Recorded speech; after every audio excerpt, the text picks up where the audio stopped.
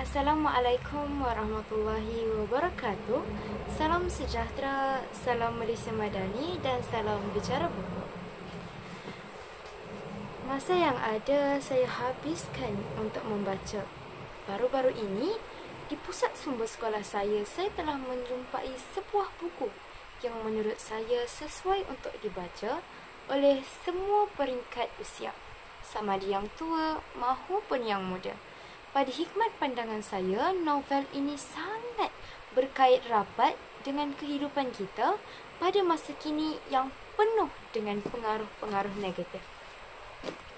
Novel tersebut adalah Langkah Belum Tersesat karya Zabri Hazri yang diterbitkan oleh koleksi novel remaja pada tahun 1997.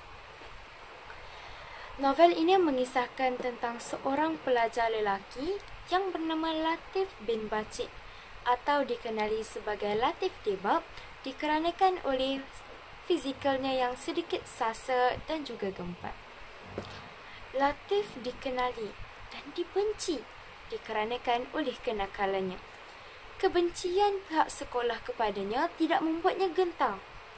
Namun, sampai satu ketika, ibunya jatuh sakit yang parah dikarenakan tidak tahan untuk menghadapi segala hinaan yang dilontarkan. Tambah-tambah lagi, Latif telah ditangkap oleh pihak polis ketika sedang menonton lumba motosikal haram. Hal ini telah menyebabkan penyakit ibunya bertambah parah. Dikarenakan hal ini, maka timbul bibit-bibit keinsafan dalam hati Latif. Dia berinisiatif ingin meminta maaf dan membuat permohonan berdamai oleh pihak sekolah. Namun, ianya tidak semudah yang dirancang.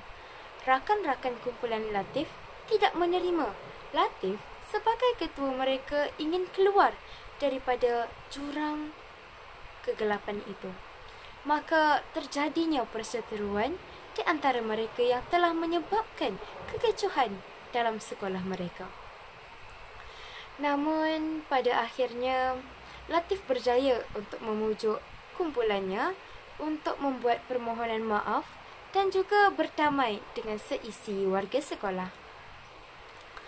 Novel ini telah membuktikan kepada saya bahawa rakan memainkan peranan yang penting dalam kehidupan kita. Tersalah rakan, maka hilanglah harapan. Selain itu, novel ini juga mengajar kita bahawa seterluka apapun hati ibu bapa, ikatan kekeluargaan tidak akan pernah terputus. Seperti kata peribahasa, air yang dicencang tidak akan putus. Maka begitu jugalah yang dirasakan oleh Mak Siah kepada Latif. Walaupun Latif telah berkali-kali melanggar perjanjian yang mengatakan bahawa Latif tidak akan membuat kenakalan lagi, namun Mak Siah tetap memaafkan Latif.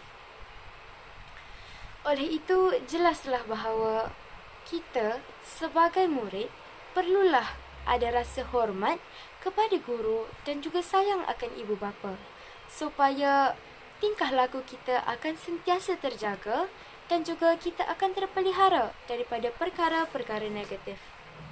Selain itu, pada hikmat pandangan saya, budaya senioritas di Malaysia perlulah dikurangkan untuk mengelakkan terjadinya hal-hal seperti pembulian kepada yang lebih muda.